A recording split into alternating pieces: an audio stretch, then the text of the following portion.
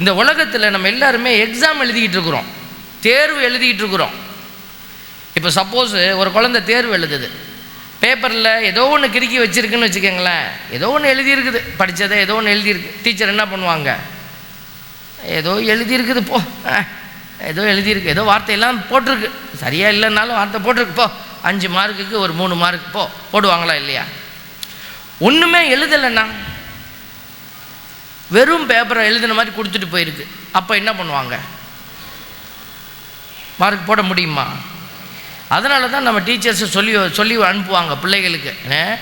Father கூட சொன்னார், நிறைய ஆசிரியர்கள் இங்கே இருக்கிறாங்க அப்படின்னார். பிள்ளைகளுக்கு என்ன சொல்லி அனுப்புவீங்க? பர்சனல் தெரிஞ்சதெல்லாம் முதல்ல எழுத்து, கடைசியில் எதையாவது எழுதி வையே, தெரியலன்னு விட்டுட்டு மட்டும் வராத.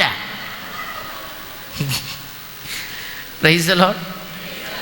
அதனால் பசங்க அவன் தெரிஞ்சதை எழுதுறான், என்னென்ன தெரியுமோ அதெல்லாம் எழுதி வச்சுட்டு வரான், பரவாயில்ல.